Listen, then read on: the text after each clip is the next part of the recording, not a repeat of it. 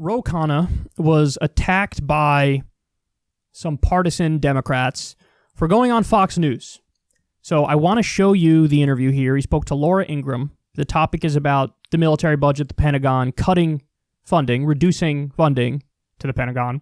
So let's see what he had to say, and then I'll tell you what some of the backlash was. Let me be clear. I mean, I was for the strikes in Afghanistan. If terrorists hit our country, we need to do that. But I supported President Trump in getting the troops out of Afghanistan. I've supported President Trump saying we don't need the troop presence in Germany. There is a consensus that we are spread out too far and that this is not in our national security.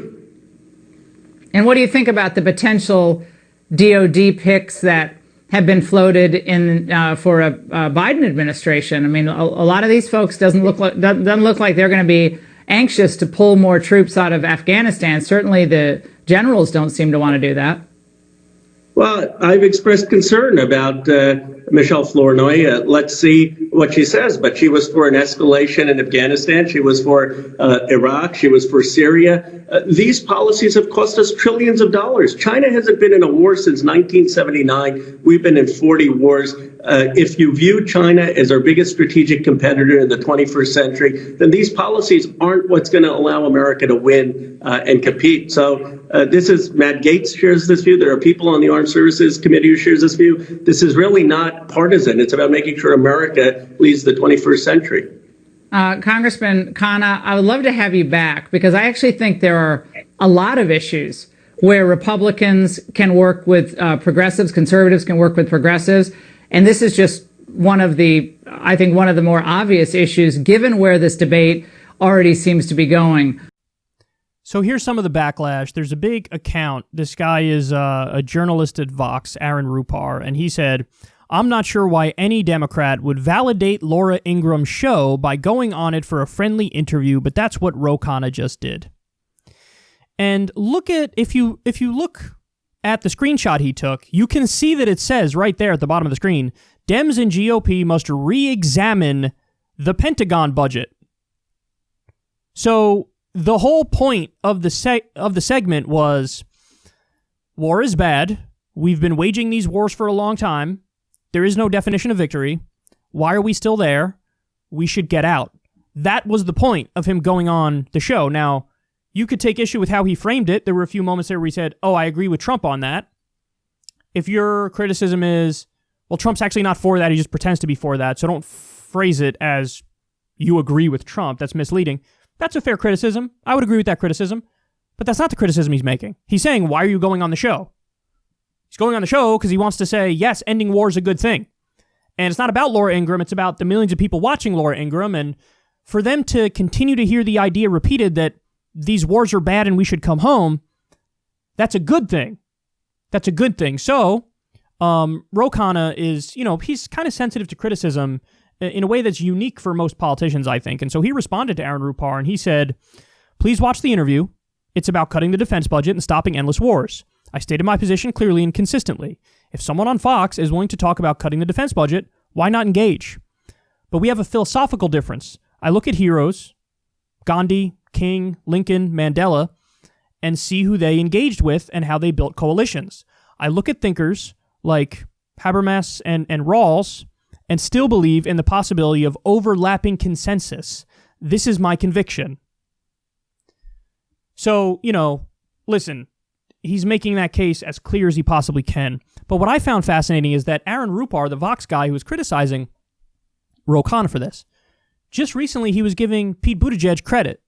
Because Pete Buttigieg went on Fox News and some of the segments went viral because he was kind of schooling them on certain issues. So he acknowledges that it's okay for Pete to go on. And I think the way he weasels out of it is to say, well, Pete's holding them accountable and arguing with them.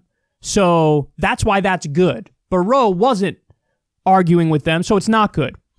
Yeah, but here's the thing, Aaron.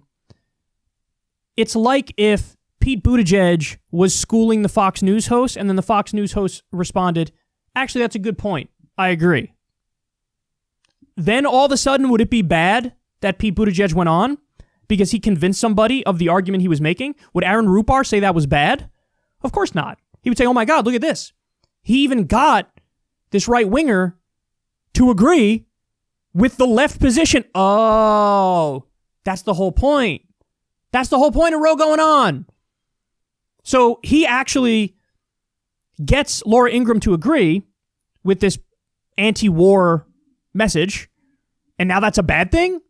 Now that's a bad thing. How is that a bad thing? And to be fair, I don't know or care whether Laura Ingraham came into the interview already believing the anti-war stuff or was convinced at some point recently. I don't care. Either way, it's irrelevant to me. But they're both correct on that issue.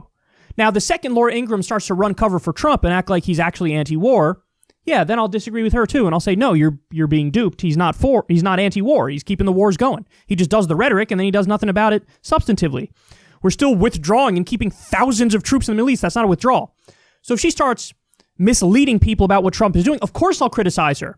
But to go on and talk about how war is bad, how could that be a bad thing in any context? And the idea of like, oh, you're legitimizing them, I never bought that, because whether or not you want to acknowledge it, Fox News is legitimate. They're the number one so-called news network. For you to say you're legitimizing them, they're already legitimate. Not only are they in the game and in the ballpark, they're winning the game because they're number one in the ratings. So you could shove your head in the sand and act like, no, I will not legitimize them, but they're already legitimate, and so you have to deal with that.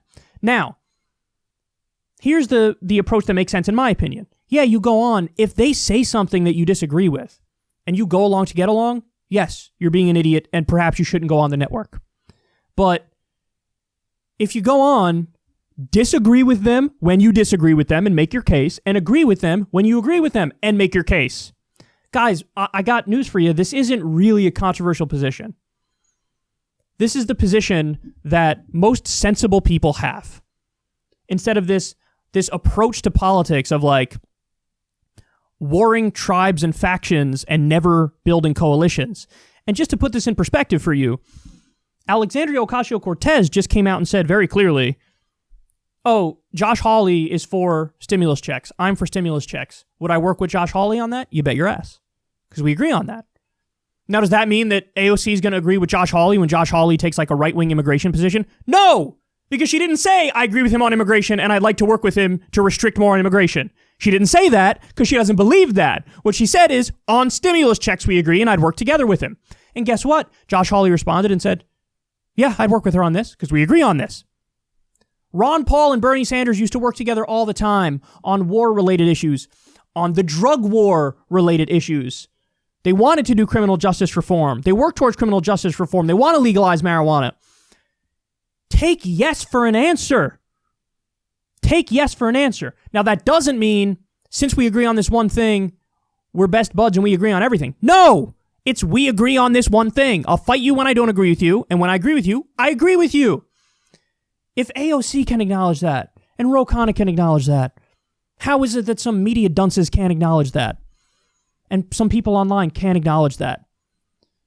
You're legitimizing fascists or whatever. If she has a show that has millions of viewers, it doesn't matter whether or not you want to acknowledge it. She's legitimate. So how do you deal with that? You talk to the audience, convert them to your worldview, and then all you could do is speak the truth as you see it at every moment. And if that means you go on Laura Ingraham's show and you argue with her vociferously for 10 minutes, so be it.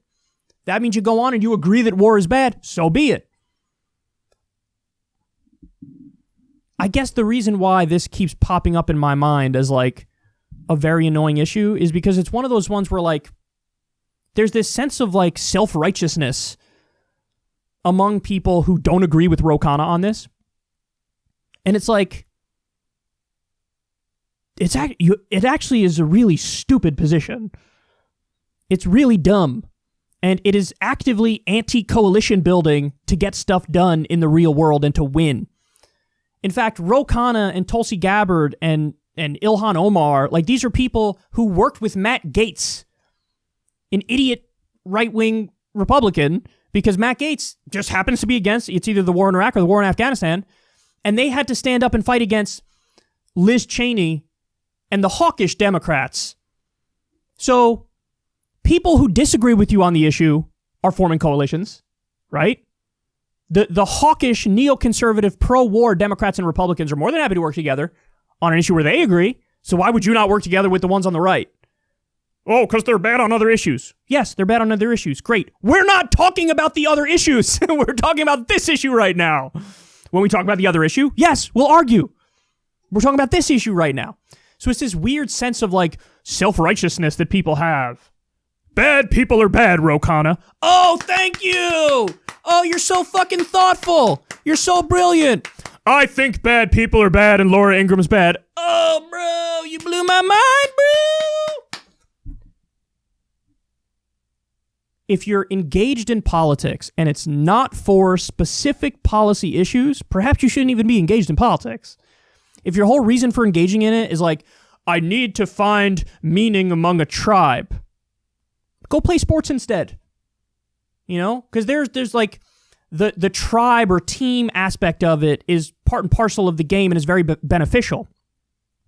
But in this, it's not about the tribe. It's not about the team. It's about materially improving people's lives and having a positive impact on this world. And sometimes that means with working with assholes. Duh. I have a principled stance against working with assholes. Then congratulations on just virtue signaling all day and never getting anything done ever for any reason whatsoever. So anyway, I think Khanna is obviously right. It's just so annoying that this kind of stuff is like still debatable. You know, like coalition building is politics 101. And the weird thing is the way these people think, even if we somehow manage to convince like 90% of the country to agree with us on all of our issues, they'd be like, no, you have to write off like 40% of those people and actively not work with them because they don't agree with you. They didn't agree with you on other stuff. Perhaps this is a bad example because I just said they agree if we could get them to agree with us on everything.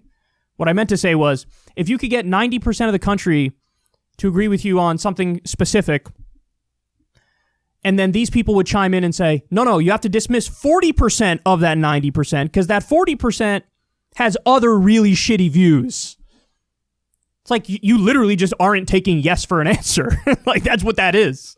And it's so, like, childlike, and it's like you're throwing a tantrum. And anyway, bad people are bad, bro. They're so bad. Thank you for your insight, Aaron Rupar. We appreciate it.